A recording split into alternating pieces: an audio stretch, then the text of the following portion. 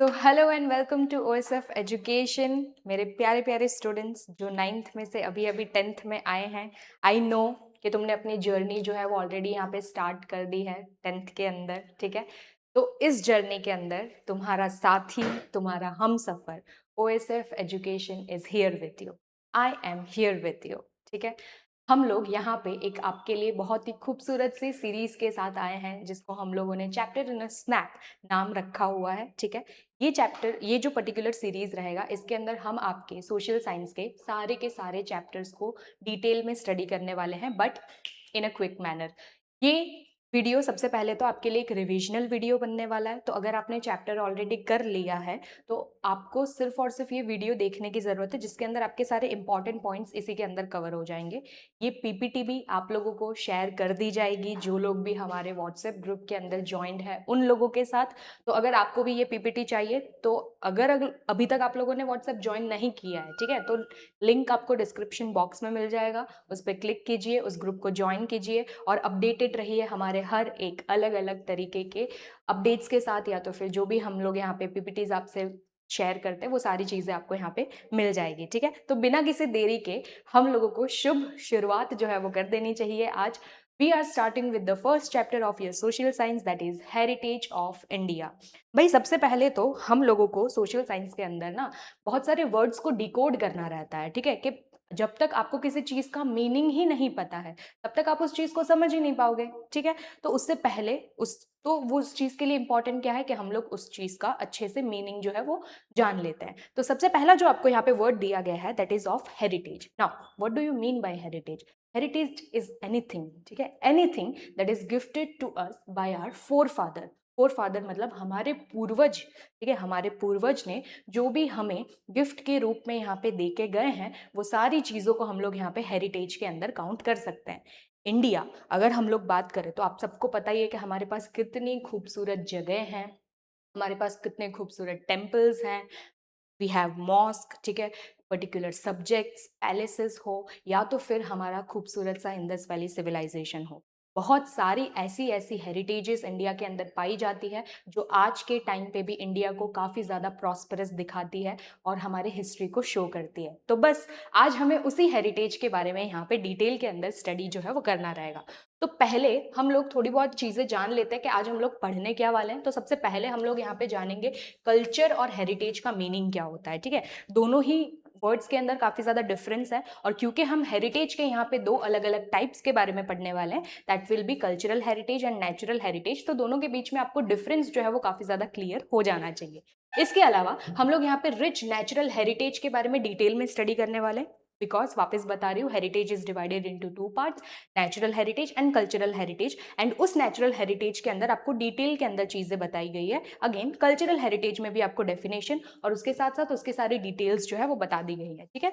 तो हम लोग मैनमेड कल्चरल हेरिटेज के बारे में पढ़ेंगे। इसके अलावा कुछ ऐसे फेयर्स हैं, ठीक है, जो गुजरात के अंदर, ये जो पर्टिकुलर पार्ट हम लोग पढ़ने वाले हैं वो स्पेसिफिकली गुजरात के लिए पढ़ने वाले हैं और यहाँ से ना आपके 1 मार्क के क्वेश्चन बनने के चांस रहते हैं। एक ना एक फेयर जो है वो बोर्ड्स हमेशा पूछ लेता है। तो ये वाला जो टेबल आपकी बुक में भी दिया गया है वो आपके लिए 1 मार्क के लिए तो इंपॉर्टेंट रहने ही वाला है। तो एक बार उसको आपको अच्छे से गो थ्रू करना पड़ेगा, प्रॉपर चार्ट मैनर में उसको आपको याद जो है वो रखना रहेगा। नेक्स्ट मोस्ट आईएमपी टॉपिक जो बोर्ड्स के अंदर पूछा जाता है, ट्राइबल ग्रुप्स, ठीक है। इंडिया के अंदर कौन सी ट्राइबल ग्रुप आई थी, उनकी आइडेंटिटी या तो फिर उनका कैरेक्टरिस्टिक किस तरीके का है वो हमें इस ट्राइबल ग्रुप के थ्रू जो है वो पता चलने वाला है। तो हम लोग यहाँ पे almost 6 to 7 different different tribal groups के बारे में डिटेल के अंदर स्टडी करेंगे। इसके अलावा लास्टली, क्योंकि हमारा जो प्यारा सा भारत है, ठीक है, वो हमें इतनी सारी गिफ्ट्स जो है वो दे रहा है, हेरिटेज दे रहा है, तो उसके बदले में हमारी कुछ रिस्पॉन्सिबिलिटीज भी तो होनी चाहिए ना कि हम उसको अच्छे से सेव करके रखें, ठीक है, प्रिजर्व करके रखें, कंजर्व करके रखें, ताकि हमारी आगे आने वाली जनरेशन्स जो है वो भी उसको सामने लाइव जो है वो जाके देख सके, ना कि सिर्फ और सिर्फ वो फोटोग्राफ्स के अंदर, ठीक है। तो उसके लिए हमारी कुछ ड्यूटीज़ भी हमें बताई गई है बाय आर कॉन्स्टिट्यूशन। तो वो कॉन्स्टिट्यूशन के अंदर कौन से ऐसे आर्टिकल्स है जिसके अंदर हमें हमारी रिस्पॉन्सिबिलिटीज़ या फिर ड्यूटीज़ को बताया गया है, वो हम लोग ये वाले लास्ट पार्ट के अंदर देखेंगे, ठीक है। तो these are the important topics जो आज हम लोग यहाँ पे कवर करने वाले हैं। तो शुरू करते हैं हमारे फर्स्ट स्लाइड के साथ, that is India as an ancient land with vast boundaries. इसके लिए ना आपकी बुक के अंदर एक बहुत ही खूबसूरत सा आपको एक श्लोक के तरीके से एक चीज बताई हुई है, ठीक है। तो वो श्लोक कुछ इस तरीके का है, उत्तरम यत् समुद्रस्य हिमाद्रशे चैव दक्षिणम वर्षम तड़ भारतम नाम भारती यात्र संताति, ठीक है। इसके अंदर इंडिया के बारे में पूरी मतलब ज्योग्राफिकली जब आप इंडिया को देखते हो ना, तो वो क्या डिपिक्ट करने की कोशिश कर रहा है, वो सब चीजें आपको ये एक श्लोक के थ्रू बता दिया गया है। कि अगर हम लोग नॉर्थ में देखते हैं, ठीक है, तो हमें पता है कि ये जो नॉर्थ है, ये नॉर्थ के अंदर आपको हिमालयाज देखने को मिलते हैं, है ना। 3 पार्ट्स के अंदर हम लोगों ने यहाँ पे हिमालयाज के बारे में स्टडी किया हुआ है। दक्षिण के अंदर देखो इंडियन ओशन हम लोगों को देखने को मिलता है। द ओनली ओशन, या तो फिर सॉरी द ओनली कंट्री जिसके नाम पे से ओशन का नाम रखा गया है, दैट इज इंडिया। तो इंडियन ओशन के बारे में आपको बताया गया, और यहीं से कहीं ना कहीं जो धीरे धीरे नाम की उत्पत्ति होती है भारत देश की, उसके बारे में आपको इस पर्टिकुलर श्लोक के अंदर बताया हुआ है, ठीक है। चलो, ज्योग्राफिकल स्पैन की बात करें तो आपको यहाँ पे बताया गया कि नॉर्थ में वो हिमालयाज आपको लोकेटेड देखने को मिलता है, और साउथ में इंडियन ओशन तक ये पूरा का पूरा जो जगह है उसको हम लोग भारत के अंदर यानी कि इंडिया के अंदर काउंट करते हैं। भारत को पहले के ज़माने में बहुत अलग अलग नाम से जाना जाता था, और अगर आपने भी 2020 में जो लॉकडाउन लगा था उसमें अगर तुम लोगों ने वो रामचरितमानस देखा होगा, उत्तर रामचरितमानस अगर आपने सुना होगा, ठीक है, तो उस टाइम पे जब लव कुश गाना गा रहे होते हैं राम जी के बारे में, तब उनकी जो शुरुआत होती है वो कुछ इन वर्ड्स से बन के शुरुआत होती है, जम्बू द्वीपे भरत खंडे आर्यावर्ते भारतवर्षे। तो ये सारा का सारा जो नाम है ना, वो हमारे भारत देश को डिनोट करता है। तो ये नाम थोड़ा आप ध्यान में रखिएगा, एमसीक्यू में अगर आपको पूछा जाए कि इनमें से कौन सा नाम नहीं लिया जाता था, तो वो आपको ऑड वन आउट से आप लोग वहां पे निकाल सकते हो, ठीक है। अगर हम लोग ग्लोबल रैंकिंग की बात करें तो इंडिया काफ़ी बड़ा है, तो उस काफ़ी बड़े इंडिया को अभी के लिए रैंक की अगर हम बात करते हैं तो 7th पोजीशन जो है वो मिलता है एरिया वाइज, याद रखना एरिया वाइज इंडिया जो है वो आपके 7th रैंक के ऊपर आता है। और अगर हम पॉपुलेशन वाइज बात करें ना, यहाँ पे एक ट्रिकी चीज़ है, आपकी बुक के अंदर आपको बताया गया कि ग्लोबल पॉपुलेशन के अंदर इंडिया जो है वो 2nd रैंक के ऊपर आता है। ये क्योंकि पुरानी टेक्स्ट बुक के हिसाब, पुराने रिकॉर्ड्स के हिसाब से बताया हुआ है, बाकी तुम भी जानते हो मैं भी जानती हूँ कि इस चीज़ को ऑलरेडी चाइना को हम लोग एक्सीड कर चुके हैं 2023 के अंदर। बट याद रखना, बोर्ड्स अगर आपको क्वेश्चन पूछ रही है, आपको आंसर सेकंड ही लिखना पड़ेगा। What ever is mentioned with in your text book, वो तुम्हारे लिए भगवत गीता की तरह काम करने वाली है, ठीक है। तो जो भी इंफॉर्मेशन आपकी बुक के अंदर दिया गया है, you will have to stick on it, और उसी के हिसाब से आपको अपना आंसर्स लिखना पड़ेगा। यहाँ पे से 2 डेटा खास याद रखने, एरिया वाइज रैंकिंग 7th है हमारी, और पॉपुलेशन वाइज हमारे रैंक जो है वो 2nd है। करंट जो है वो उसके अंदर हमें चेंजेस देखने को मिलता है, ठीक है। इसके अलावा अंडरस्टैंडिंग द डिफरेंस, सबसे पहले तो ये समझो कि कल्चर और हेरिटेज दोनों के बीच में डिफरेंस क्या होता है। क्योंकि मैम आपने बोला कि हेरिटेज मतलब फॉर फादर्स ने जो हमें गिफ्ट दिया हुआ है, तो कल्चर जो है यानी कि जो रिचुअल्स हम लोग आज के टाइम पे फॉलो करते हैं, कस्टम्स जो फॉलो करते हैं, वो भी तो उन्होंने ही दिया था, तो वो भी तो हेरिटेज के अंदर आना चाहिए। जी ज़रूर आना चाहिए, बट अपने आप में ये दोनों वर्ड्स जो है वो काफ़ी ज़्यादा अलग देखने को मिलेंगे। क्यों? कल्चर क्या है? Culture is the way of life. मैं जैसे पहनावा पहन रही हूँ, मैं जिस तरीके से कस्टम्स को फॉलो करती हूँ, मैं कौन से रिचुअल्स को फॉलो कर रही हूँ, वो दिखाता है कि मैं कौन से कल्चर से बिलोंग कर रही हूँ। जबकि हेरिटेज, उसके अंदर तो अभी बताया ना कि कल्चर भी आ जाएगा और आपका नेचुरल चीज़ें भी आ जाएंगी। तो हेरिटेज में, heritage is a bigger scope, उसके अंदर बहुत सारी चीज़ें आती है, और हेरिटेज में से ही एक जो पार्ट है वो आपका यहाँ पे कल्चर में रहेगा। I hope this thing is clear. Heritage बड़ा पर्सपेक्टिव है, उसमें से ही एक पार्ट जो है वो कल्चर बनाता है। तो कल्चर क्या है? It is defined as the way of life, ये आपका डेफिनेशन जो है वो रहने वाला है। फिर क्या बताया गया? ये आपका सेकंड डेफिनेशन है क्या? It is the sum total of habits, values, इसके अलावा कस्टम्स, ठीक है, ट्रेडिशंस एंड आइडियल्स, जो भी चीज़ें आप फॉलो कर रहे हो या फिर जिसमें आपकी फेथ है, वो सारी चीज़ें यहाँ पे आपके कल्चर को डिपिक्ट करने वाली है। और it leads to the human, it leads human to the highest level of the development. आपका कल्चर अगर आप अपने साथ में लेके जा रहे हो, तो आपके कल्चर के साथ साथ में आपका भी डेवलपमेंट यहाँ पे होने वाला है, ठीक है। हेरिटेज की बात करें तो हेरिटेज क्या है? तो अभी बताया, वैल्यूएबल गिफ्ट, ठीक है। कौन देता है हमें ये वैल्यूएबल गिफ्ट? हमारे प्यारे एंसेस्टर्स या तो फिर हमारे प्यारे फोर फादर्स हमको ये चीज देके गए। तो heritage is a valuable gift from our forefathers, it is a precious legacy passed from our motherland to the whole world. यहाँ पे हम लोग 2 तरीकों की चीज़ों के बारे में बात करेंगे। हेरिटेज सिर्फ हमारे फोर फादर्स ने नहीं दिया है, उसके साथ साथ में जो हमारी मदर नेचर है यानी कि भारत देश है, तो हमारी जो भारत माता है, उन्होंने भी हमें यहाँ पे कुछ कुछ चीज़ों के साथ नर्चर किया हुआ है। तो वो सारी चीज़ें भी आपके हेरिटेज का ही पार्ट बनेंगी, ठीक है। डिवाइडेड इनटू टू पार्ट्स या तो फिर टू ब्रांचेस। ये चीज प्लीज प्लीज अच्छे से याद रखना। टाइप्स ऑफ हेरिटेज आपको पूछा जा सकता है, ठीक है। तो टाइप्स ऑफ हेरिटेज में यहाँ पे आपको दो चीजें याद रखनी है। अगर आपको वही हेरिटेज गिफ्ट के तौर पे, वैल्यूएबल गिफ्ट के तौर पे नेचर से मिला हुआ है, मदर नेचर से मिला हुआ है, तो उसको हम लोग नेचुरल हेरिटेज के अंदर काउंट करेंगे। और वो सारी चीजें जो नेचर नहीं बनाता है, मैनमेड चीजें हैं, ठीक है, एक इंसान उसको बना सकता है, तो वो सारी चीजों को हम लोग यहाँ पे कल्चरल हेरिटेज के अंदर काउंट करेंगे। दिस इज द मियर डिफरेंस, ठीक है। क्या नेचुरल में चीजें नेचुरली बन रही है, या तो फिर मदर नेचर ने हमें गिफ्ट दिया है, कल्चर में हमारे एंसेस्टर्स ने ये पर्टिकुलर गिफ्ट जो है वो हमें प्रोवाइड करवाया हुआ। ये सारे डेफिनेशंस आपको अच्छे से याद रखना है, क्योंकि इस पर्टिकुलर आपके चैप्टर में से 2 मार्क्स के क्वेश्चंस बनने वाले हैं, तो यहां से चांसेस है कि क्वेश्चंस जो है वो बन सकते हैं, ठीक है। चलो आगे बढ़ते हैं। नेक्स्ट देखो When we talk about natural heritage, natural heritage के लिए आपकी बुक के अंदर सबसे पहले 4 इंपॉर्टेंट पार्ट्स जो है वो दिए गए कि कौन सी ऐसी चीजें हैं जिसको हम लोग नेचुरल हेरिटेज के अंदर काउंट कर सकते हैं। So you can divide that particular natural heritage into 4 parts. पहले में हम लोग लैंडस्केप देखेंगे, ठीक है। दूसरे में we will be seeing about the rivers, जो बहुत ज्यादा इंपॉर्टेंस रखते हैं हमारी लाइफ के अंदर, और थर्ड जो देखेंगे हम वेजिटेशन, और लास्ट जो रहेगा वो हमारे वाइल्ड लाइफ का रहेगा। एक चीज याद रखना, ये चारों ही हमारे लाइफ के अंदर बहुत ज्यादा इंपॉर्टेंट रोल यहाँ पे प्ले करते हैं। We will be going through the example. ये एग्जाम्पल है तो उसी को थोड़ा बहुत आपको एक्सप्लेन जो है वो करना रहेगा। सबसे पहले आपको यहाँ पे देखना है लैंडस्केप। तो एक्चुअली में लैंडस्केप होता क्या है, आप लोगों ने ऐसा पढ़ा होगा ना कि डिफरेंट डिफरेंट टेरेन्स आपको देखने को मिलता है, डिफरेंट डिफरेंट लैंड फॉर्म्स आपको देखने को मिलता है कि भाई कहीं पे माउंटेन होता है, कहीं पे प्लेट्यूज होता है, कहीं पे आपका प्लेन एरिया होता है। तो ये जो अलग अलग लैंड फॉर्म्स अगर आपको एक ही जगह पे देखने को मिल जाए, ठीक है, तो मान लो एक लैंड फॉर्म से ज्यादा लैंड फॉर्म अगर आपको एक ही पिक्चर में दिख रहा है, तो उसको हम लोग लैंडस्केप बोलते हैं, ठीक है। तो लैंडस्केप के अंदर यहाँ पे जो आपको एग्जाम्पल दिया गया that is about the Himalayas. क्यों? यहाँ से हमें बहुत सारी चीजें देखने को भी मिलती है और काफी सारी चीजें हम लोगों को यूज करने को भी मिलती है। तो हिमालयाज के बारे में क्या बताया गया, तो एक तो डिफरेंट शेप्स ऑफ लैंड आपको जो देखने को मिलता है उसको हम लैंडफॉर्म्स या तो फिर लैंडस्केप्स के अंदर काउंट करेंगे। दूसरा, it endows India with useful क्या, vegetation, minerals and strange birds and animals. Strange इसीलिए बोला है कि तुम्हें भी पता है कि बर्ड्स और एनिमल्स की ना स्पेसिफिसिटी होती है। मतलब जैसे हम हर एक जगह पे डायरेक्टली सर्वाइव नहीं कर सकते हैं, एनिमल्स एंड बर्ड्स का भी कुछ ऐसा ही कंडीशन होता है।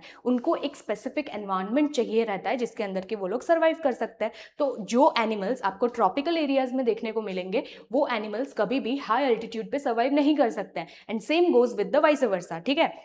तो इसीलिए यहाँ पे स्ट्रेंज बर्ड्स एंड एनिमल्स बोला गया, क्योंकि यहाँ पे जिस तरीके के एनिमल्स पाए जाते हैं या फिर बर्ड्स पाए जाते हैं, वो आप अपनी आम जिंदगी के अंदर ट्रॉपिकल या फिर सब ट्रॉपिकल एरियाज में आपको देखने को नहीं मिलेंगे, ठीक है। Home to sacred pilgrimage sites, ठीक है। पिलग्रिमेज तुमको पता ही है कि इसका मीनिंग क्या होता है यहाँ पे, जैसे कि अमरनाथ, बद्रीनाथ, केदारनाथ, ठीक है, ये सब आपको नॉर्थ में देखने को मिलेगा ना, उत्तराखंड वाले पूरे रीजन के अंदर, तो वो इसी से मिलके बना हुआ है। तो यानी कि रिलीजियसली, ठीक है, पिलग्रिमेज के तरीके से अगर हम बात करते हैं, कल्चर के हिसाब से, और साथ साथ में हम लोगों को प्रॉफिट गेन करने में, यानी कि ये जो मिनरल्स और वेजिटेशन की बात कर रहे हैं, तो ये सब चीजों के थ्रू ये जो particular landscape that is of Himalayas is quite important for us. This is about the landscape. Second, we will be talking about the rivers, ठीक है। रिवर्स आप सबको पता है बहुत ज्यादा इंपॉर्टेंट रोल हमारी लाइफ में प्ले करता है। क्यों? पानी नहीं होगा तो फिर हम जिंदा कैसे रहेंगे। और दूसरी और सबसे इंपॉर्टेंट चीज पता है क्या है, जब भी आप हिस्ट्री की बुक्स उठा के देखोगे, कोई भी सिविलाइजेशन के बारे में अगर आप स्टडी करोगे, फॉर दैट मैटर अगर हम इंडिया की बात करते हैं, we study about Indus valley civilization. Here Indus means a river, ठीक है। तो जितनी भी सिविलाइजेशन डेवलप हुई है किसी भी वर्ल्ड के किसी भी कोने में ले लो, आप मेसोपोटामियन ले लो, या तो फिर आप चाइनीज सिविलाइजेशन ले लो, या तो फिर इजिप्शियन सिविलाइजेशन ले लो, या तो फिर आईवीसी ले लो, सारी की सारी सिविलाइजेशंस कहाँ पे फ्लरिश हुई है? रिवर के पास में। क्यों? It gives you immense uses, ठीक है। अलग अलग यूज करने की वजह से हम, मतलब वो रिवर्स जो है वो हम लोगों के काफी सारा काम आता है, जिसकी वजह से हमारी लाइफ वहाँ पे ज्यादा प्रॉस्परस जो है वो हो सकती है। तो ये एक चीज सबसे इंपॉर्टेंट पॉइंट जो है वो आपको याद रखना है। रिवर्स के बारे में देखो, लाइफलाइन है, ठीक है। इंडियन कल्चर क्या बताया गया? Flourished on the banks of river Indus and Ravi. This is your MCQ, या तो फिर आपका कोई भी यहाँ पे ऑब्जेक्टिव जो है वो बन सकता है।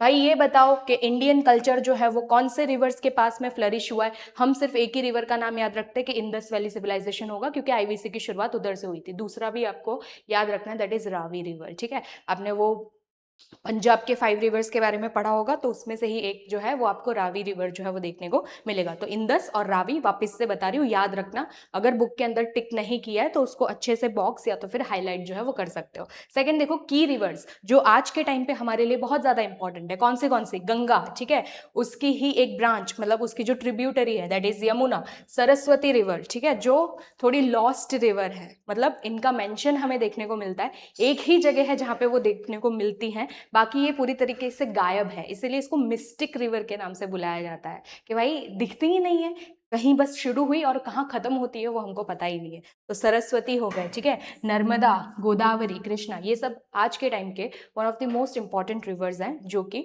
की रोल प्ले करते हैं हमारी लाइफ को फ्लरिश करने के लिए।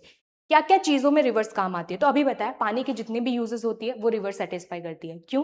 फ्रेश वाटर का सोर्स है, और हमें पता है कि हम लोग फ्रेश वाटर के अलावा और कोई वाटर का इस्तेमाल नहीं कर सकते हमारी डे टू डे लाइफ में। So it is used for drinking purpose, irrigation, waterways, building, ठीक है, क्ले यूटेंसिल्स या तो फिर हाउसेस, कुछ भी चीज बनाना हो पानी की जरूरत आपको हमेशा से पड़ने ही वाली है। तो ये यूजेस तो आप खुद से बना के लिख लोगे। नेक्स्ट देखो, deeply revered and given the title of लोक माता। भाई यहां से, ठीक है, रिवर एज लोक माता, 2 मार्क्स का क्वेश्चन।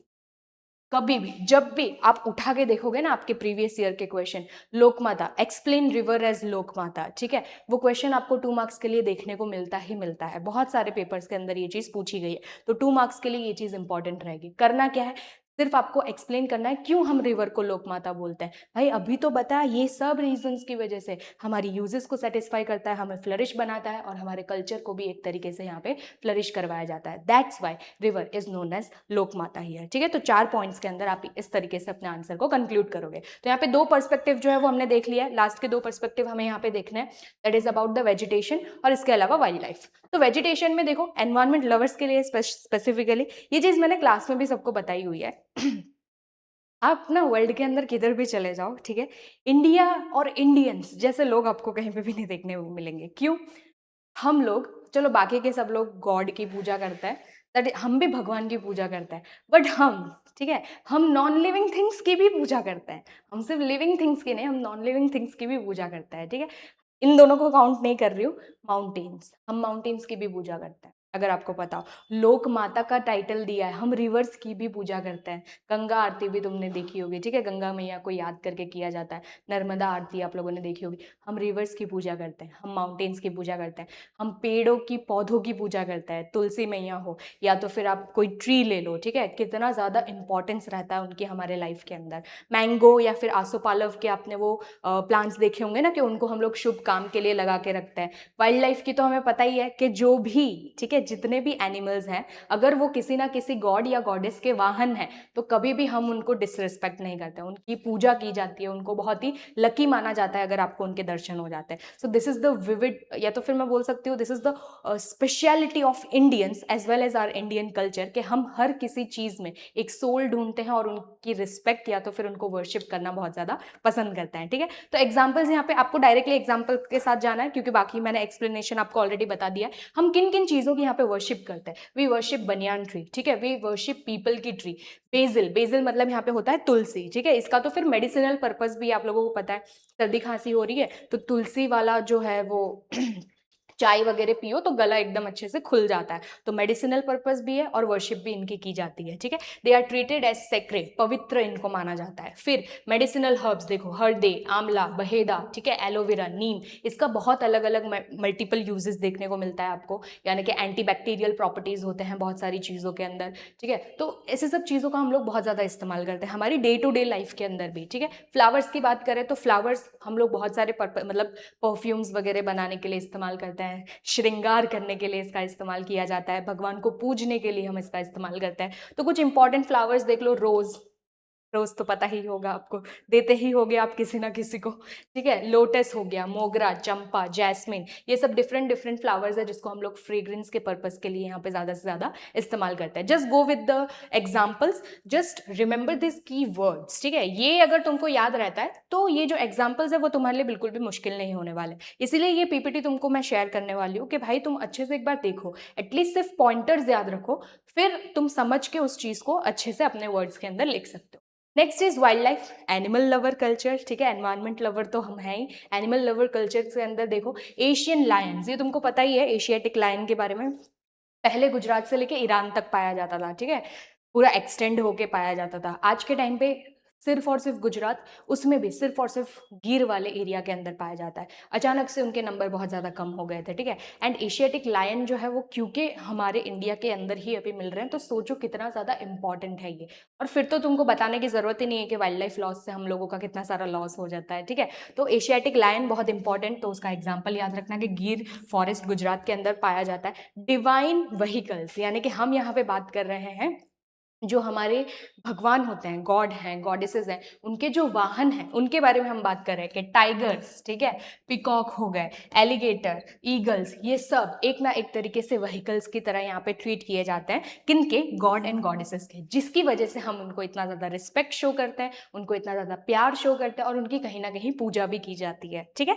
नेशनल करेंसी का प्राइड भी है, आप लोगों को पता है। अभी जो हम लोगों ने एक फोटो देखा, अगर तुमको याद ना हो तो मैं थोड़ा सा वापस से जो है बैक जाने की ट्राई करूंगी, बस 1 मिनट रुक जाना।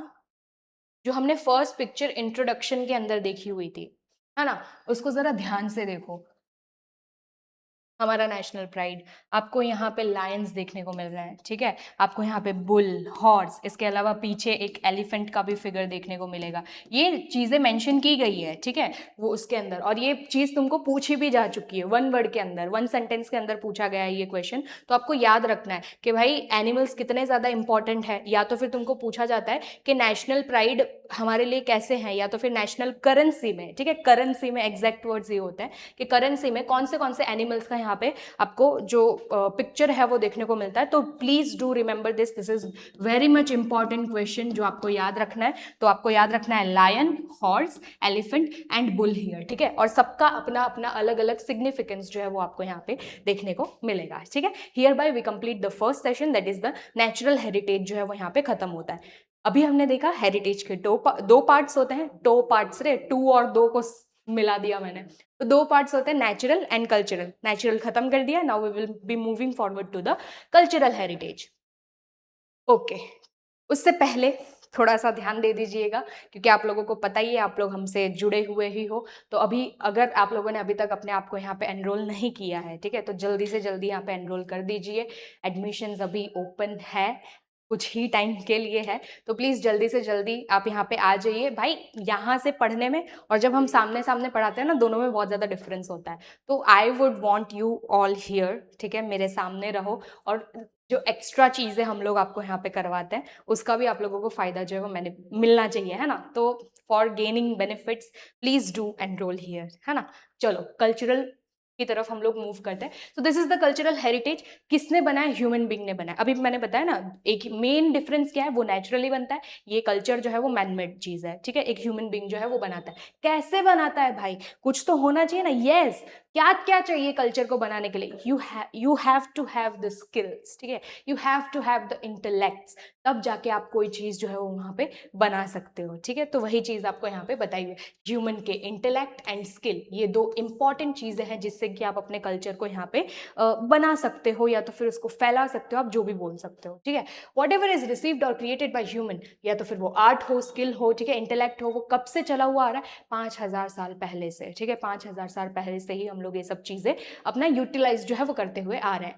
बेस्ट एग्जाम्पल्स के साथ जाएंगे। बुक के अंदर ना तुमको एक बड़ा सा, इतना बड़ा सा पैराग्राफ दे दिया हुआ है, हम यहाँ पे आपके लिए बाइफरकेट करके लाए। ऐसे ही पॉइंटर्स लिखोगे, मार्क्स मिलेंगे, ठीक है। बस पॉइंटर्स खास याद रखना, फिर एग्जाम्पल आप लिख सकते हो। पहला देखो, इंडस वैली सिविलाइजेशन, जो मैं अभी तक इतना गला फाड़ फाड़ के बोल रही थी, ठीक है, IVC IVC, this is the IVC, Indus valley civilization, या तो फिर इसको हम लोग हड़प्पन सिविलाइजेशन के नाम से जानते हैं। क्या क्या मिला था भाई? बहुत कुछ मिला था, अभी भी कुछ कुछ चीजें हम लोगों को मिल रही हैं, ठीक है, अभी भी बहुत सारी चीजें, गुत्थियां सुलझी नहीं है। तुमको तो पता है ना, अभी तक जितनी भी चीजें हमें यहाँ से मिली है, ठीक है, चीज़ें तो चलो मिल गई है, जो उसके ऊपर लिखावट है वो अभी तक हम लोग डेसिफर नहीं कर पाए। तो सोचो अगर हमने उस चीज़ को डेसिफर कर लिया तो फिर कितने सारे हम लोगों को ना अलग अलग क्या बोलते हैं उसको, मिस्ट्रीज, ठीक है, मिस्ट्रीज जो है वो कितनी सारी इंडिया को लेके सॉल्व हो जाएगी। खैर वो तो अलग चीज़ है। हमें यहाँ से मेन खास खास चीज़ें मिली क्या है, तो सबसे पहले तो स्कल्पचर्स मिले। स्कल्पचर्स क्या होते हैं मैम, तो स्कल्पचर एक बॉडी टाइप, अगर आपको कोई स्टैचू मिला हुआ है, देखो आर्किटेक्चर और स्कल्पचर में डिफरेंस होता है। आर्किटेक्चर किस चीज़ को बोलेंगे, जब आप बिल्डिंग वगैरह क्रिएट करते हो वो आपका आर्किटेक्चर के अंदर आएगा। स्कल्पचर जब आप कोई एक बॉडी फिगर को, फिगर बराबर रहेगा वर्ड, फिगर या फिर फिगरिन को बनाने की कोशिश कर रहे हो तो उसको हम लोग स्कल्पचर बोलते हैं। तो गॉड और गॉडेसेस भी मिली थी वैसे हमें यहाँ से, बट गॉड बताया हुआ है तो गॉड याद रखता है, ठीक है। फिर टॉयज हमें काफी सारे मिले हुए थे यहाँ पे, है ना। इसके अलावा डांसिंग गर्ल की स्टैचू, अभी बोलना नहीं चाहिए क्योंकि अभी थोड़ा एनसीईआरटी के साथ बवाल चल रहा है, ये डांसिंग गर्ल की स्टैचू को लेके कि कपड़े पहना दिए गए हैं, ये क्या चल रहा है। तो वो डांसिंग गर्ल की स्टैचू आज के टाइम पे बहुत ज़्यादा फेमस चल रही है, तो क्या पता तुम्हारा क्वेश्चन बन जाए, ठीक है। फिर आइकॉनिक बियर्डेड मैन, भाई ये है सबसे इंपॉर्टेंट। यहाँ से थोड़ी बहुत गुत्थियाँ हमारी सॉल्व होंगी जब हम लोग सेकेंड चैप्टर के थ्रू वर्ड्स जाएंगे। ज़रा ध्यान से इस पिक्चर को देखने की कोशिश कीजिए, क्या क्या चीज़ें हम लोगों को यहाँ से पता चलता है। क्या मोदी, मोदी नहीं, मोदी नहीं है, नहीं नहीं मोदी नहीं है, और सिर्फ दाढ़ी की स्टाइल ऐसे दिख रही है। चलो यहाँ पे ध्यान दो। देखो अब ये, अगर आप ये स्टैचू को अच्छे से देखोगे, ये पूरी स्टैचू नहीं है, ठीक है, इसको हम लोग मेल टॉर्सो बोलते हैं, यहाँ तक का ही। यहाँ मेरी हाइट भी छोटी है, यहाँ तक का ही आपको स्टैचू जो है वो देखने को मिलेगा, ठीक है, फॉरगेट इट। यहाँ पे इनकी स्टैचू को अगर आप ध्यान से देखोगे तो हमें दो तीन फीचर्स के बारे में पता चल रहा है। सबसे पहला फीचर, अब इनकी दाढ़ी को देखो, ठीक है, जो इनका पूरा बियर्ड है उसको ध्यान से देखो, कितनी अच्छे से उसको मेंटेन किया गया है, which actually gives us the evidence कि भाई वो लोग उस टाइम पे अपने आप को ग्रूम बहुत अच्छा करते थे, ठीक है, मतलब उनको अच्छा अच्छा प्रेजेंटेबल लगना बहुत ज़्यादा पसंद था, पहली चीज़, ठीक है। उन्होंने माथे के ऊपर भी कुछ लगाया हुआ है, यानी कि वो लोग उस टाइम पे ज्वेलरीज का भी इस्तेमाल करते थे। उनके यहाँ पे ना एक कपड़ा आपको दिख रहा है, ठीक है, कपड़े के डिजाइन को जरा ध्यान से देखना, क्योंकि नॉर्मली कैसा होता है प्रिंटेड कपड़े में और आप एम्ब्रॉयडरी या फिर कोई हैंडवर्क करते हो तो उन दोनों में काफी ज्यादा डिफरेंस होता है। प्रिंटेड सपाट दिखता है, ठीक है, मतलब ये आपको जो डिजाइन है वो उठी हुई देखने को नहीं मिलेंगी। जरा गौर से इस पिक्चर को देखो, इसके जो फ्लावर्स है वो आपको ऊपर की तरफ, ये वाले फ्लावर से पता चलेगा कि ये आपको ऊपर की तरफ उठे हुए देखने को मिल रहा है, which gives us the evidence कि भाई हैंड वर्किंग जो हम लोग करते हैं यहाँ पे वो कोई आज की या फिर कुछ साल पहले की बात नहीं है, बहुत साल पहले से, यानी कि इंडस वैली सिविलाइजेशन में भी ये आर्टिस्टिक स्किल्स जो है वो लोगों के पास हुआ करती थी, ठीक है। तो ये एक स्टैचू से हमें काफी सारी मिस्ट्रीज जो है, मिस्ट्री तो नहीं बोलूंगी बट एविडेंसेस जो है वो काफी सारी हमें मिल जाती है अबाउट द प्रॉस्परस इंडिया, ठीक है। बाकी हम लोग आगे आने वाले चैप्टर्स के अंदर चीजों को अच्छे से डिस्कस करेंगे। This is the evidences of the cultural heritage that we got from the Indus valley civilization. Second, Mauryan era की अगर हम बात करते हैं, ठीक है, दोनों ही आपके एंशिएंट हिस्ट्री का पार्ट है। मौर्यन एरा के अंदर हमें एक बहुत ही ब्यूटीफुल सा स्टैचू मिला हुआ है, ठीक है, किसका, बुल लायन, ठीक है, इन्वर्टेड लोटस के ऊपर। इन्वर्टेड लोटस मतलब आपको कुछ इस तरीके का एक फिगर जो है ना वो ऐसा कुछ सा देखने को मिलेगा, और इसके ऊपर फिर आपको एक एनिमल फिगर जो है वो देखने को मिलेगा। इसके अलावा गौतम बुद्ध का एक बहुत ही खूबसूरत सा स्टैचू मिला है जो अपने एक मेडिटेटिव पोज के अंदर है। तो वो दो आपको याद रखना है, that belongs to Mauryan era and not to the Indus valley civilization. Indus valley civilization में हो भी नहीं सकता क्योंकि आईवीसी के बाद, वैदिक एज के बाद जाके जैनिज्म और बुद्धिज्म आए थे, तो उस हिसाब से थोड़ा याद रख लेना, ठीक है। फिर देखो राष्ट्रकूटा डायनेस्टी, तो राष्ट्रकूटा डायनेस्टी के टाइम पे यहाँ पे एक बहुत ही खूबसूरत सा रॉक कट केव, ठीक है, रॉक कट केव एलोरा के अंदर बनाया गया था। चैप्टर नंबर 6 के अंदर हम लोग जब केव्स के बारे में पढ़ेंगे उसके अंदर we will be studying about Ellora caves, जो बहुत ज्यादा इंपॉर्टेंट है, ठीक है, क्योंकि 3 अलग अलग रिलीजियंस के बारे में हमें एक ही केव्स के एक ही केव के अंदर या तो फिर एक पर्टिकुलर कार्व्ड आउट केव के अंदर हम लोगों को पता चल जाता है, ठीक है। तो एलोरा केव्स कब बनाए गए थे, किसके टाइम पीरियड के ड्यूरिंग बनाए गए थे, तो याद रखना it is of the Rashtrakuta dynasty. इसके अलावा भी है, यस, सिर्फ इन्हीं चीजों को, मतलब जो बनी बनाई चीजें हैं सिर्फ उसको ही हम लोग कल्चरल हेरिटेज के अंदर काउंट नहीं कर सकते, और भी तो चीजें हैं, पैलेसेस, ठीक है, आर्किटेक्चरल प्लेसेस हो गए, कोई म्यूजियम हो गया, सब्जेक्ट्स जैसे कि आयुर्वेद, ठीक है, यहाँ पे देखो कहाँ गया, आयुर्वेद, ठीक है। तो आयुर्वेद की शुरुआत बहुत पहले से ही चल रही थी। जीरो सबसे इंपॉर्टेंट, आर्यभट्ट जी ने जब जीरो ढूंढा था, ठीक है, तो वो तो हमारी ही देन है, इंडिया की ही देन है, तो वो भी तो कल्चरल हेरिटेज में आएगा। मैथमेटिक्स के अंदर जो भी फॉर्मूलाज ढूंढे गए थे वो सारी चीजें किसके अंदर आएंगी, हमारे कल्चरल हेरिटेज में, ठीक है। एस्ट्रोनॉमी हो या तो फिर आपका आयुर्वेद हो, वास्तुशास्त्र हो, ये सारी चीजें इंडिया की ही देन है टू द होल वर्ल्ड, जो आज के टाइम पे हर कोई इंसान इस्तेमाल कर रहा है, ठीक है। तो ये सारी चीजें जो है वो कल्चरल हेरिटेज ऑफ इंडिया को काफ़ी मतलब यहाँ पे डिपिक्ट करने की कोशिश कर रही है। इसके अलावा भी आपकी टेक्स्ट बुक के अंदर बहुत सारे एग्जाम्पल्स दिए हुए हैं, तो जितने ज़्यादा आप एग्जाम्पल्स याद रख पाओगे उतना ज़्यादा आपके लिए यहाँ पे अच्छा रहेगा, ठीक है। चलो आगे बढ़ते हैं। तो यहाँ पे हमारा कल्चरल हेरिटेज जो है वो खत्म होता है। नेक्स्ट एक one more important topic that is cultural heritage of India पढ़ लिया। अब हम हैं जीएससीबी के स्टूडेंट्स, करेक्ट। तो जीएससीबी के स्टूडेंट्स के लिए गुजरात को लगती जो चीज़ें हैं वो बहुत ज़्यादा इंपॉर्टेंट रहती। तो यहाँ पे ये पर्टिकुलर क्वेश्चन भी आपके लिए इंपॉर्टेंट रहने वाला है। कैसे याद करें मैम, क्लास में करवा दिया है, ठीक है।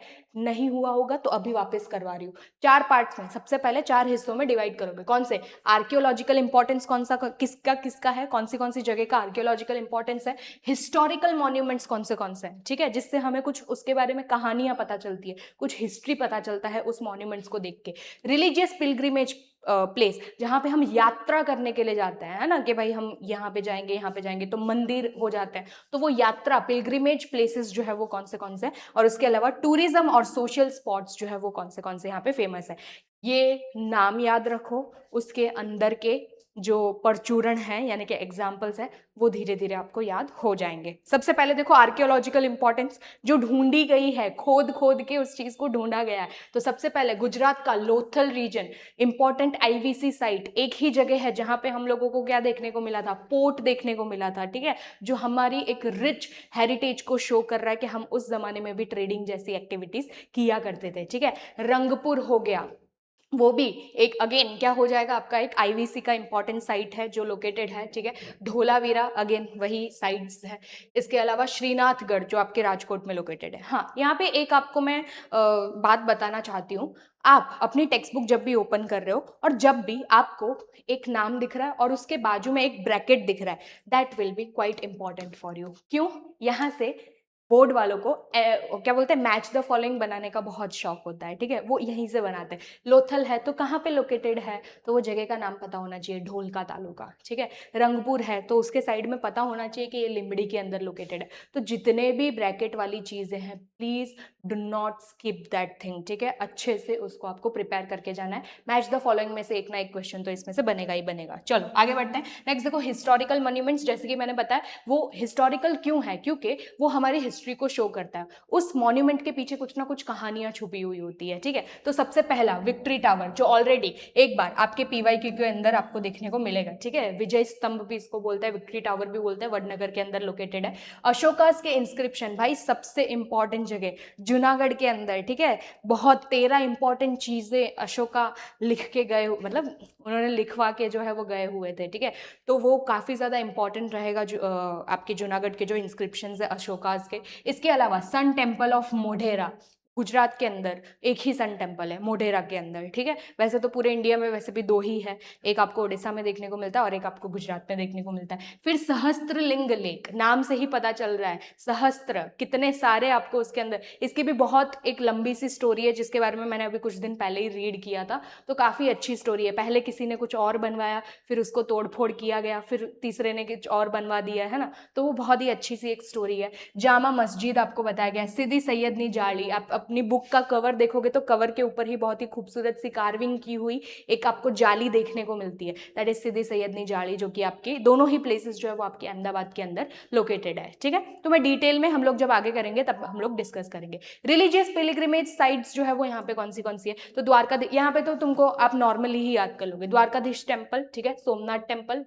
अंबाजी, बहुचर जी, ये सब इंपॉर्टेंट जगह है जहाँ पे लोग तीर्थ करने के लिए, यात्रा करने के लिए निकलते हैं। और टूरिस्ट प्लेस की बात करें जो मतलब लोग ऐसे आना, घूमना और वैसे सब चीज़ें बहुत ज़्यादा पसंद करते हो, तो पोलो फॉरेस्ट हो गया, ठीक है। कांकरिया कार्निवल होता है कांकरिया तालाब के आसपास में, ठीक है। रणोत्सव होता है कच्छ के अंदर विंटर वाले टाइम में, दिसंबर में होता है ना मोस्टली, तो वो दिसंबर वाले टाइम में रणोत्सव जो है वो किया जाता है। ताना रीरी फेस्टिवल, तो वो कहाँ पे फेमस है ये पूछा जा सकता है, तो वडनगर, अगेन याद रखना, वडनगर 2 बार देख लिया हम लोगों ने। तो अगर आपको कभी भी कल्चरल हेरिटेज ऑफ गुजरात पूछ रहे हैं 2 मार्क्स में, कुछ नहीं करना है, पहले लिखो कि भाई cultural heritage of Gujarat is quite prosperous या फिर क्वाइट फेमस, और फिर उसके आपको पॉइंटर्स लिखने शुरू करें।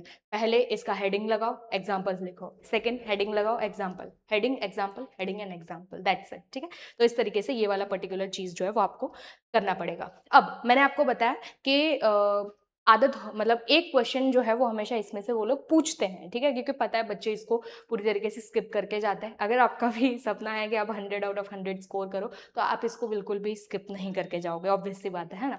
तो ये एक बार अच्छे से देखना क्या है कि भाई इसको देखो जरा, और इसके लोकेशन को ज़्यादा से ज़्यादा ध्यान रखने की कोशिश करो, ठीक है। ये दो मोस्टली, ठीक है, मोस्टली इन दोनों में से आपका क्वेश्चन जो है वो बन जाएगा। आपकी टेक्स्ट बुक के अंदर बहुत अच्छे से एक टेबल जो है वो बताया हुआ है। तो ये सारे फेयर्स जो है वो सबसे पहली चीज़ तो गुजरात में है, तो अगर आपके गांव के अंदर ये फेयर हो रहा है तो ऑटोमेटिकली आप ये चीज़ें तो याद रख ही लेने वाले हो, ठीक है। तो देखो एक मोढेरा फेयर बताया हुआ है, तो महसाणा में होता है, ठीक है। भादरवी पूनम अंबाजी बनासकांठा में है, भावनाथ फेयर है गिरनार, तरने तरनो मेड़ो, ठीक है, ये तो मैंने भी सुना हुआ है, तो सुरेंद्र नगर में है। वौथा फेयर तो अहमदाबाद में है। डांग दरबार तो डांग में होगा, नाम से ही आप डिकोड कर सकते हो यहाँ पे, ठीक है। हवा, इसके अलावा माधवपुर फेयर है, तो माधवपुर पोरबंदर के अंदर हो रहा है। तो फेयर का नाम और उसका लोकेशन अगर आप थोड़ा याद रख पा रहे हो, तो वो थर्ड टेबल आप धीरे धीरे कर पाओगे, ठीक है। क्या करना है, थोड़ा लिखा करो, ठीक है, या तो फिर इसको एक चार्ट बना के अपने घर में किसी एक कोने में चिपका दो जहाँ पे आपकी नज़र बार बार पड़ रही हो। ऐसी चीज़ों को अगर आप ऐसे बार बार ग्लैंस करोगे ना, तो वो ऑटोमेटिकली आपको याद होने लग जाएंगी। बहुत ज़्यादा एफर्ट डालने की ज़रूरत यहाँ पे नहीं पड़ेगी, ठीक है। और डालना भी मत, इतना ज़्यादा एक ही चीज़ के पीछे भागोगे तो फिर वो नहीं चलेगा, it is not worth it. चलो अब हम आ जाते हैं टुवर्ड्स द मोस्ट इंपॉर्टेंट, ठीक है, most important point of our chapter, that is the tribal groups, ठीक है। यहाँ से क्वेश्चन पूछते ही पूछते हैं, एक ना एक ट्राइबल ग्रुप आपको हर साल पूछा जाता है आपके बोर्ड्स के अंदर, तो बहुत ज़्यादा आपके लिए ये इंपॉर्टेंट जो है वो रहने वाला है। अब सबसे पहला ट्राइबल ग्रुप यहाँ पे कौन आया था ऐसा बताया गया, तो इन्होंने बोला है कि नेग्रिटो और ऑस्ट्रेलॉइड पीपल जो है वो आए हुए हैं, ठीक है। Primitive man originally came into existence in eastern south Africa, ये आपका एक एमसीक्यू बन सकता है, ठीक है। ऐसा माना जाता है कि इंसान, ठीक है, डायरेक्टली इंडिया के अंदर नहीं हुए थे। मतलब क्या है मैम, मतलब जब इवोल्यूशन वगैरह हुए तो वो हुआ कहाँ पे था, ये वाले एरियाज के अंदर, और वहां से वो धीरे धीरे ना ट्रैवल करने लगे थे, क्योंकि अब हिस्टोरिकली भी आप लोगों को पता होगा ना कि वो लोग खाने की, पहले तो खाने की तलाश में निकलते थे, तो वो एक जगह पे रुकते नहीं थे, they used to travel and travel only, कि भाई यहाँ पे अब खत्म हो गया खा पी के, फिर आगे जाएंगे, फिर आगे जाएंगे, और वो ऐसे इसी तरीके से आगे बढ़ते जाते थे। और इसी तरीके से जब वो लोग अपने ईस्ट डायरेक्शन के अंदर बढ़ने लगे, तब फिर वो जाके एक बार इंडिया के अंदर आ जाता है, ठीक है। तो इस तरीके से उनकी एंट्री हुई थी, तो थोड़ा यहाँ पे याद रखना, ये वाली चीज जो है वो आपको एमसीक्यू के अंदर पूछी जा सकती है। तो पहला ट्राइब जो माना जाता है कि इंडिया के अंदर आए थे वो कौन से थे, नेग्रिटॉइड। क्वेश्चन दो तरीके से पूछते हैं, या तो ऐसा बोलेंगे नेग्रिटॉइड के ऊपर आप क्वेश्चन लिखो, या तो फिर ऐसा बोलेंगे हब्सी पीपल के ऊपर आपको यहाँ पे शॉर्ट नोट लिखना है। दोनों नाम कंपल्सरीली याद रखने हैं, ठीक है। चलो, they are believed to be the most ancient inhabitant of India, है कि नहीं है वो हमें नहीं पता, ठीक है, वो हम अभी तक प्रूफ नहीं कर रहे हैं, हम सिर्फ बिलीव कर रहे हैं कि जो सबसे पहले आए थे वो कौन से थे, नेग्रिटो। दूसरा नाम क्या है इसका, हब्सी पीपल, नेग्रिटो हब्सी, नेग्रिटो हब्सी, नेग्रिटो हब्सी, याद रखना, ठीक है। माइग्रेट कहाँ से आए थे, ओरिजिन तो होगा ना, किसी ना किसी सोर्स से तो आए थे भाई, हमें पता है कहाँ से, अफ्रीका से आए थे। और कहाँ से होते हुए आए थे भाई, नॉर्थ से आए थे। तो आज के टाइम पे जो आपको वहां पे अलग अलग कंट्री दिख रही है, तो वो बलूचिस्तान से होते हुए, वाया बलूचिस्तान, यानी कि अफ्रीका से निकले, बलूचिस्तान वाले रास्ते से होते होते इंडिया के अंदर एंट्री ली। अच्छा, कुछ तो कैरेक्टरिस्टिक होंगे भाई, हैं कौन से कैरेक्टरिस्टिक, ब्लैक स्किन है, ठीक है, फिर 4 to हाइट काफी छोटी है, 4 से 5 फीट ही आपको टॉल देखने को मिलेंगे, और भाई कर्ली हेयर है, उनके बाल कैसे दिखते हैं, कर्ली हेयर। बस इतने पॉइंट्स, 2 मार्क्स जेब में। एक पॉइंट और ऐड करोगे ना, it is also known as हब्सी, या तो फिर हब्सी दिया है तो they are also known as negritoid, 4 point हो गए, 2 मार्क्स जेब में। ठीक है, एकदम इजी। वापस बता रही हूँ क्या क्या चीजें याद रखनी है। Believed to be the most ancient inhabitant. दूसरा क्या याद रखोगे, ओरिजिन कहाँ से है, तो भाई अफ्रीका से आए थे बलूचिस्तान से होते हुए। तीसरा क्या याद रखोगे, कैरेक्टरिस्टिक, दैट्स इट। ठीक है, चलो आगे बढ़ते हैं। Next is Australoid. जैसे इनका एक अलग नाम है, ऑस्ट्रेलॉइड्स को भी एक अलग नाम दिया गया है। क्या नाम से बुलाते हैं मैम इनको, निषद बुलाते हैं। क्या बोलते हैं इनको, निषद। ठीक है, इन ये यहाँ पे ने है तो नी नहीं आएगा, ये चीज याद रखना, ने के साथ नी नहीं आएगा, उसके साथ हब्सी ही लगेगा। और जो दूसरा बचा दैट इज अबाउट द निषद। ठीक है, तो ऑस्ट्रेलॉइड्स को निषद पीपल के नाम से जाना जाता था। माइग्रेशन, ओरिजिन कहाँ का है, तो भाई साउथ ईस्ट एशिया से वो लोग ट्रैवल करके धीरे धीरे इंडिया के अंदर आए थे। ठीक है, फीचर, यहाँ पे भी ब्लैक स्किन है, यहाँ पे भी ब्लैक स्किन है, यहाँ पे भी ब्लैक स्किन है। डिफरेंस क्या है, इनका जो हेड है, ठीक है, ये जो माथा है ना, वो काफी ज्यादा ब्रॉड यानी कि चौड़ा देखने को मिलता था। ठीक है, तो ब्रॉड हेड है। नोज कैसा है, फ्लैट फ्लैट नोज आपको देखने को मिलेगा। शॉर्ट हाइट, कितनी हाइट है वो नहीं बताया है, वो सिर्फ हमको नेग्रिटॉइड में बताया हुआ है। इसमें सिर्फ बोला है कि छोटी हाइट है, कितना है वो हमें जानने की कोई भी जरूरत नहीं है। ठीक है, 4 फिजिकल कैरेक्टरिस्टिक याद रखो। आइडेंटिटी क्या है भाई, आर्यंस ने इनको एक अलग नाम दे दिया। क्या दिया, आर्यन स्पेसिफिकली कॉल्ड देम निषद। यानी कि अगर आपको पूछा जाए हु नेम्ड, क्वेश्चन बन सकता है। ठीक है, हु नेम्ड ऑस्ट्रेलॉइड्स एज निषद, याद क्या रखना है, आर्यन। ठीक है, या तो फिर आर्यंस ने ऑस्ट्रेलॉइड को कौन सा दूसरा नाम दिया था, तो क्या याद रखोगे, निषद, वाइस वर्सा। ठीक है, दोनों तरीकों से आपको यहाँ पे याद रखना है। तो यहाँ पे एक लिख दे रही हूँ कि एमसीक्यू के लिए इंपॉर्टेंट रहेगा, मार्किंग खुद की टेक्स्ट बुक में खुद कर लेना। ठीक है, कॉन्ट्रीब्यूशन क्या क्या है भाई, इन्होंने हमारे देश के लिए कुछ ना कुछ काम किया, देश तो नहीं बोलूंगी बट बाद में, क्योंकि वो करके गए तो हमने उसको आगे आगे जो है वो बढ़ाया हुआ है। क्या, सबसे पहले तो क्ले यूटेंसिल्स बनाने में माहिर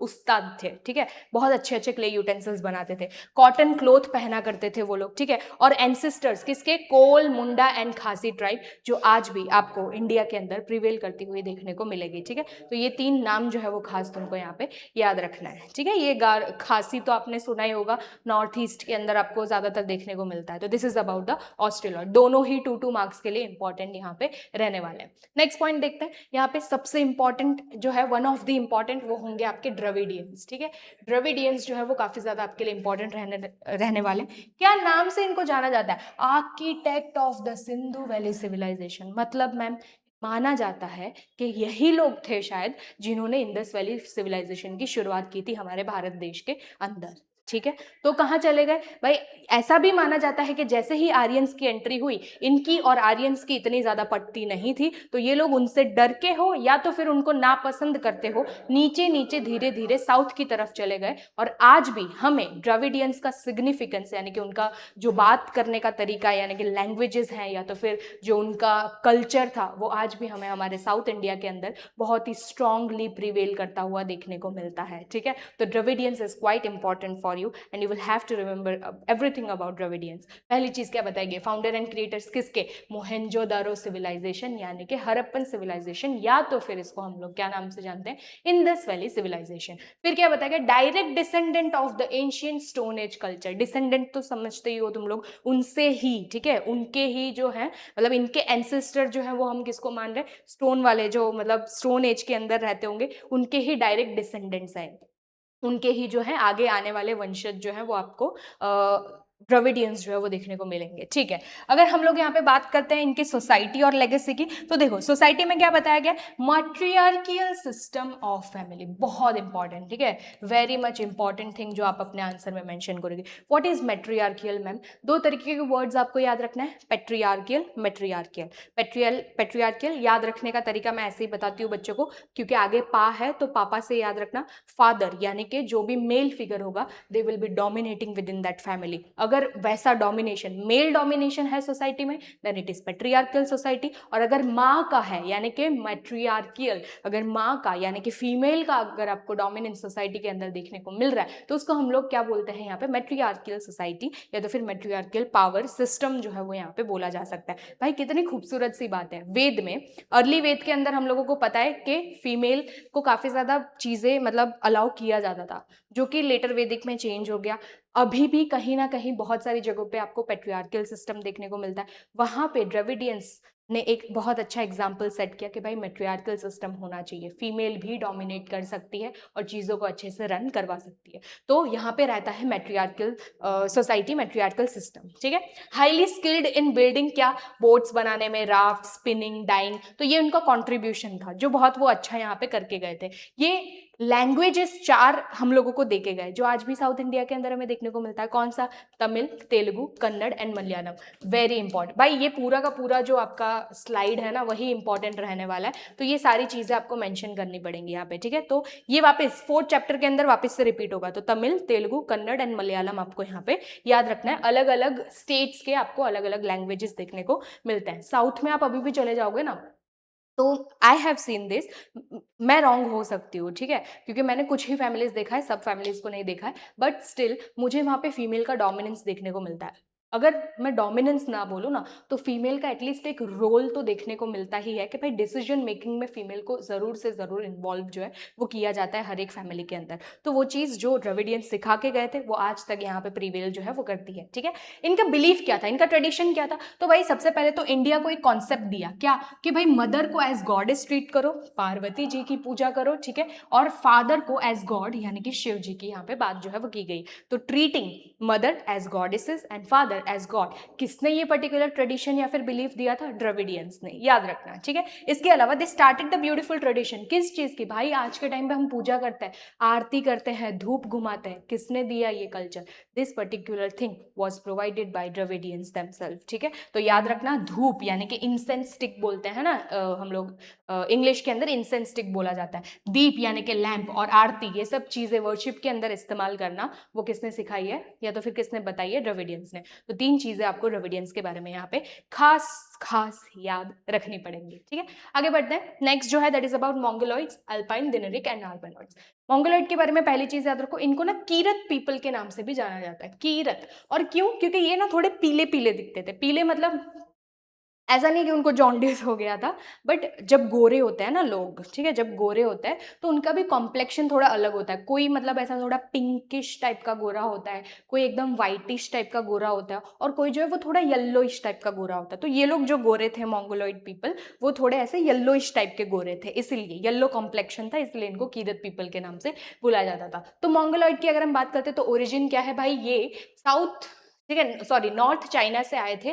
कहाँ से होते हुए? तिब्बत से होते हुए। नॉर्थ चाइना से शुरुआत की थी और तिब्बत से होते हुए उन्होंने इंडिया के अंदर एंट्री ली थी, ठीक है। सेटल कहाँ कहाँ हुए थे? तो भाई नॉर्थ आसाम हो गया, सिक्किम, भूटान और वेस्ट बंगाल के अंदर ये लोग सेटल हो गए थे। फिजिकल फीचर्स बहुत इंपॉर्टेंट, कौन से? भाई सबसे पहला जो मैंने आपको बताया, येलो कॉम्प्लेक्शन, ठीक है। फिर फेस कैसा है? फ्लैट, चपटा फेस आपको देखने को मिलेगा। चबी चीक्स, थोड़े चीक्स बाहर होता है, थोड़े ऐसे मंदू जैसे, मतलब क्यूट क्यूट से दिखते हैं वो लोग, ठीक है। और शेप, ये सबसे बेस्ट फीचर है, दैट इज उनके जो आईज के शेप है ना वो आलमंड ऐसा, थोड़ा सा ना ऐसा आपको शेप जो है वो देखने को मिलेगा, ठीक है। ये थोड़ा ऐसे अंदर के साइड सा होता है, ठीक है। तो थोड़ी छोटी छोटी और आलमंड शेप की आईज होती है। तो काफी इंपॉर्टेंट रहेंगे आपके ये फिजिकल फीचर्स। याद रखना, किरत क्यों बोला जाता है? Because of their yellow complexion, ठीक है। नेक्स्ट, ये तीनों ही ट्राइब को एक साथ में एक्सप्लेन कर दिया गया। माइग्रेट कहाँ से किए थे? तो सेंट्रल एशिया में से आए थे, ठीक है।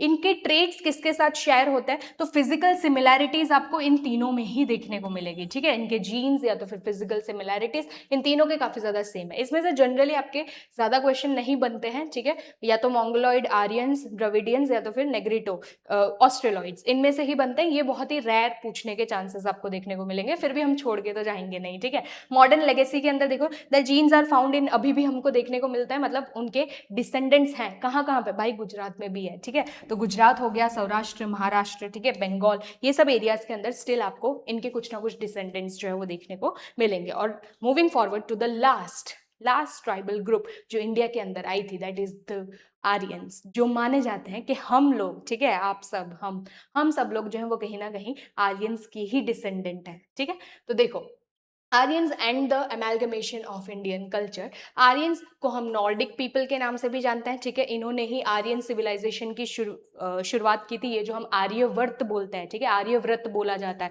तो जहाँ पे आर्यंस दिख रहे थे वो पूरे एरिया को आर्यव्रत के नाम से जाना जाता था, ठीक है। तो Aryan civilization advance nature lovers थे। कैसे थे? नेचर लवर्स थे। द्रविडियंस भी नेचर लवर्स थे, ठीक है, बट ये भी उनसे ज्यादा भी थोड़ा सा नेचर लवर्स जो है वो देखने को मिलेंगे, जो किस चीज की पूजा करते थे? ट्रीज, रिवर्स एंड सन। तो अभी जो मैंने आपको बताया था थोड़ी देर पहले कि भाई हम लोग हर चीज़ की पूजा करते हैं, तो ये जो ट्रीज को वर्शिप करने का कॉन्सेप्ट है वो किन्होंने इंट्रोड्यूस किया? इन्होंने। बट अगर पूछा जाए धूप दीप और आरती से पूजा या फिर वर्शिप करने का जो ये पर्टिकुलर एरा है वो किसने शुरू किया था, तो वो उसमें आपको लिखना है द्रविडियंस। ठीक है, तो थोड़ा साथ साथ में ही पिछली चीजें याद करते जाओ तो कॉन्सेप्चुअल क्लैरिटी तुम लोगों को बनती जाएगी। ठीक है, नेक्स्ट देखो कहाँ पे रहते थे, जहां पे 7 रिवर्स यानी कि सप्त सिंधु, ठीक है, 7 रिवर्स का जो संगम है वहां पे आपको ये देखने को मिलता था, यानी कि आर्यव्रत जो मैं अभी बोल रही थी, आर्यव्रत वाला इलाका, वो लोग यहीं पे रहते थे। और वो कौन सा एरिया था उस टाइम पे? 7 रिवर्स जहां से फ्लो करती थी, दैट इज सप्त सिंधु। क्या क्या बनाया इन्होंने ना, वैदिक हाइम्स बनाई हुई है। ठीक है, ऋचा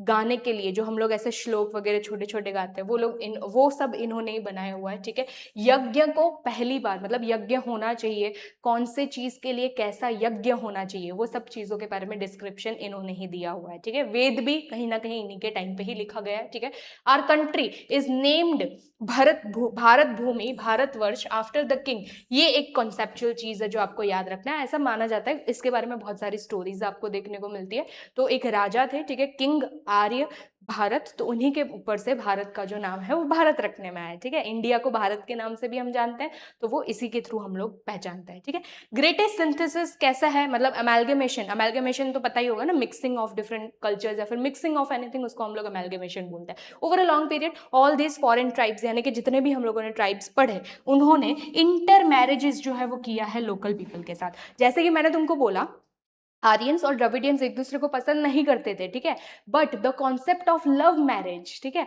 वो भी कहीं ना कहीं आर्यंस और द्रविडियंस ने मिलकर दी थी। मतलब मैम, मतलब भले ही ये दोनों ग्रुप्स एक दूसरे को पसंद नहीं कर रहे थे, इन दोनों के बीच में आपस में इंटर कास्ट मैरिजेस चल रहे थे। ठीक है, तो वो चीज याद रखना, आपकी बुक के अंदर ऑलरेडी वो चीज बताई गई है, ढूंढ लो फटाफट से उसको। ठीक है, और उसको मार्क करके रख देना कि इंटर कास्ट मैरिजेस की भी शुरुआत जो है वो द्रविडियन एरा के अंदर ऑलरेडी स्टार्ट हो गई थी। किसके साथ हो रहा था? आर्यंस के साथ हो रहा था। ठीक है, तो वो लोग इंटर मैरिजेस जो है वो टाई अप कर रहे थे। इसके अलावा शेयर्ड द लैंग्वेज, स्क्रिप्ट, ठीक है, believes, losing their individual identity, सबको मिक्स करके अभी हम एक तरीके से इसको स्टडी करते हैं। डीप एमैल्गमेशन क्रिएटेड किसका? सिंगुलर, रिच, प्रॉस्परस और कॉम्पोजिट इंडियन कल्चर। अब हम लोग इनको क्या कोई इंडिविजुअल टाइटल देते हैं? नहीं, हम एक ही बोलते हैं इंडियन कल्चर है। ठीक है, हम ऐसा नहीं बोलते आर्यन कल्चर है, द्रविडियन कल्चर है, हम लोग एक ही नाम देते हैं, इंडियन कल्चर है, दिस इज दैट। ठीक है, तो यहाँ पे हमारा सबसे इंपॉर्टेंट जो टॉपिक है इस पर्टिकुलर चैप्टर का वो खत्म होता है। ठीक है, तो अगर तुम अभी तक बने हुए हो, अभी तक तुम देख ही रहे हो और तुम भूल गए कि अरे भाई लाइक वाइक भी करना है, तो फटाफट से पहले वो लाइक बटन करो,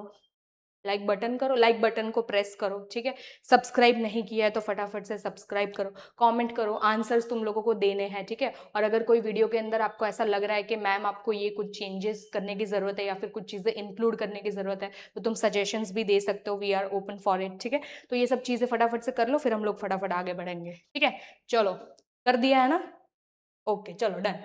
देखो, आर कॉन्स्टिट्यूशनल ड्यूटी, क्योंकि मैंने तुमको अभी बताया भाई हमारा भारत देश हमें इतनी सारी चीजें दे रहा है, तो तुमको फ्री में सब कुछ थोड़ी ना मिल जाएगा। ठीक है, उसको संभाल के रखने के लिए या फिर उसकी तरफ हमारी भी तो कुछ रिस्पॉन्सिबिलिटी होनी चाहिए। यस, होनी चाहिए। क्या रिस्पॉन्सिबिलिटी होनी चाहिए? संभाल के रखना है, उसको डिस्ट्रॉय होने नहीं देना है। ठीक है, क्यों डिस्ट्रॉय होने नहीं देना है भाई? वो हमारे भारत की पहचान है, हमारे कंट्री की पहचान है, वो लॉस नहीं होनी चाहिए। ठीक है, तो वो रिस्पॉन्सिबिलिटी तुम्हारी है, मेरी है, हम सबकी है, जितने भी इंडियंस हैं यहाँ पे सब कोई का ये पर्टिकुलर रिस्पॉन्सिबिलिटी बनता है। ठीक है, तो ये हमारे कॉन्स्टिट्यूशन के अंदर भी हमें बताया हुआ है। फंडामेंटल ड्यूटीज, स्टैंडर्ड 9th के अंदर पढ़ा था तुम लोगों ने, fundamental duties, article 51A, fundamental duties. ठीक है, तो फंडामेंटल ड्यूटीज के अंदर वैसे तो टोटल 11 अलग अलग ड्यूटीज हमें बताई गई है, बट उसमें से 3 ऐसी ड्यूटीज है विच क्या बोल सकते हैं, which actually gives description about the conservation and the preservation of the heritage. ऐसा नहीं मेंशन किया कि नेचुरल या फिर कल्चरल, क्योंकि दोनों का मिक्सचर हम लोगों को यहाँ पे कंजर्व या तो फिर प्रिजर्व करना है। ठीक है, तो दोनों चीजें आपको यहाँ पे याद रखनी है। तो देखो, India's beautiful landscapes and ancient memorials brought global glory and it is our pious duty, it is our most important duty to protect them. ठीक है, कैसे करेंगे? आर्टिकल 51A, सबसे पहले तो ये नाम तुमको याद रखना है, आर्टिकल 51A। इसमें भी फिर आपको सेक्शंस दिए हुए हैं, कौन से? पहला क्लॉज 6, क्लॉज 7 एंड क्लॉज 9। ठीक है, तो ये तुमको नाम जो है वो अच्छे से याद रखने रहेंगे। तो देखो, टू अंडरस्टैंड, पहला क्या है, टू अंडरस्टैंड द इंपॉर्टेंस। पहले क्या करेंगे, डायरेक्टली हम देखो, जब तक आप किसी चीज का इंपॉर्टेंस नहीं समझते हो, नेग्लेक्ट करते हो, you take for granted that thing, ठीक है, आप पूरी तरीके से उसको टेकन फॉर ग्रांटेड ले लेते हो। तो उससे पहले क्या चीज करनी जरूरी है, चीजों को समझना, चीजों के इंपॉर्टेंस के बारे में समझना। तो पहली चीज हमें क्या समझनी है, द इंपॉर्टेंस, कितना इंपॉर्टेंस धरावता है वो हमारे लिए, ठीक है, हमारे कल्चर के हिसाब से, और क्यों हमें प्रिजर्व करना चाहिए, पहले उसकी इंपॉर्टेंस को समझो। सेकंड क्या करेंगे, प्रिजर्व करेंगे। तो कैसे करेंगे, तो भाई टू मेंटेन, अब क्या कर रहे हैं, प्रिजर्व कर रहे हैं, यानी कि मेंटेन करेंगे फॉरेस्ट को, टैंक्स को, रिवर्स को, वाइल्ड लाइफ को, और हर एक जीव जंतुओं के टुवर्ड्स हमें क्या शो करना है, कंपैशन, ठीक है, दया भावना रखनी है, सभी के सभी लिविंग क्रीचर्स की तरफ हम लोगों को यहाँ पे दया भावना रखनी है। तो पहला इंपॉर्टेंस जान लिया। दूसरा, अब हम उन सब चीजों को मेंटेन करेंगे। थर्ड पॉइंट फिर क्या याद आएगा कि भाई अब हमें प्रोटेक्ट करना है, क्या, जितनी भी प्रॉपर्टी है, पब्लिक प्रॉपर्टी है, क्योंकि हमारे किसी एक मंदिर है, ठीक है, तो मंदिर हम सबका है, तो तुम किसी एक के भाई हमारा है मतलब हम तोड़ देंगे, ऐसा नहीं है, बाकी बाकी कितने करोड़ों आवाम की भी तो वो चीज है ना। तो पब्लिक प्रॉपर्टी को हमें यहाँ पे प्रोटेक्ट करना है and completely give up the violence, बिल्कुल भी उसके ऊपर तोड़फोड़ करना है, तुम्हारे घर के अंदर करो, बाहर पब्लिक प्रॉपर्टी के ऊपर तुम्हें अपना जो रेज है वो शो करने की कभी भी कोई भी जरूरत नहीं पड़नी चाहिए, ये चीज याद रखना, ठीक है। तो तीन चीजें वापस बता रही हूँ, पहला कीवर्ड से याद रखेंगे, पहला नोइंग द इंपॉर्टेंस, दूसरा मेंटेन, और तीसरा आपको याद रखना है टू प्रोटेक्ट, ठीक है। ये तीन कीवर्ड्स याद रखो, फिर अपने आप से थोड़ा आंसर्स जो है वो तुम यहाँ पे बना के लिख सकते हो। चलो, तो यहाँ पे मेजर मेजर तो क्या बोलूँगी, पूरा हमारा चैप्टर जो है वो खत्म हो गया है, पता नहीं कितना टाइम हुआ है, बट ऑब्वियस सी बात है हम लोग यही ट्राई कर रहे हैं कि ऑलमोस्ट 45 मिनट्स या फिर 1-1.5 घंटे के अंदर तुम्हारा एक चैप्टर जो है वो हम लोग यहाँ पे खत्म कर देंगे, ताकि तुम्हारा रिविजन जो है वो थोड़ा सा क्विक हो सके, है ना। तो यहाँ पे थोड़े बहुत पॉइंटर्स यहाँ पे रिविजन के लिए आपको बता दिए गए हैं, तो अगर आप पीपीटी लेके बैठ रहे हो तो रिविजन तुमको यहाँ से अच्छे से करना रहेगा, है ना। इसके अलावा कुछ आपको चैप्टर वाइज समरी जो है वो दे दी गई, और कुछ जो है यहाँ पे क्वेश्चंस को ऐड किया गया है। उससे पहले थोड़ा देख लो कि ये कुछ हमारे आईडीज आपको दिए दिए गए हैं, अगर आप अभी भी इन लोगों को मतलब ये सब चीज़ों को फॉलो नहीं कर रहे हो तो यहाँ से फटाफट से देख लो और सब चीज़ों को फॉलो कर लेना, अपडेटेड रहना, ठीक है, क्योंकि नई नई चीज़ें अभी बहुत सारी आने वाली है, OSF is planning a lot, ठीक है। तो उसके लिए आपको ये सब चीज़ों के थ्रू कनेक्टेड हमारे साथ रहना पड़ेगा। These are some of the questions जो तुमको आंसर करने रहेंगे, ठीक है। तो देखो, पहला क्या पूछा है, what is the other name by which Aryans were called as, ठीक है, तो वो पहले तुमको याद रखना है। मैंने शायद ऊपर ही लिखा था, क्या बोलते हैं नॉर्डिक पीपल बोला जाता था उनको, क्या बोलते थे हम लोग, नॉर्डिक पीपल, स्लाइड में ही दिया हुआ है, ठीक है, तो स्लाइड में से ही करना पड़ेगा।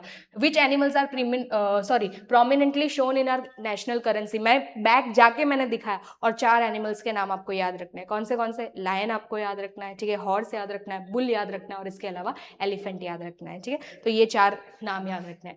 द रिवर्ड वर्ड लोक माता इज यूज्ड फॉर, बताया था ना, लोक माता, हर एक रिवर को हम लोग माता की तरह ही ट्रीट करते हैं, किसी को कभी मतलब गंगा मैया बोलते हैं, गंगा पिता कभी सुना है, नहीं सुनोगे, तुम कभी भी नहीं सुनोगे, ठीक है। सारी की सारी रिवर्स को हम लोग डिनोट करते हैं एज मदर, ठीक है, तो इसीलिए रिवर, लोक माता वर्ड जो है वो हम लोग यहाँ पे किसके लिए यूज करेंगे, रिवर्स के लिए यूज करते हैं। छी, कितनी गंदी हैंडराइटिंग हो रही है।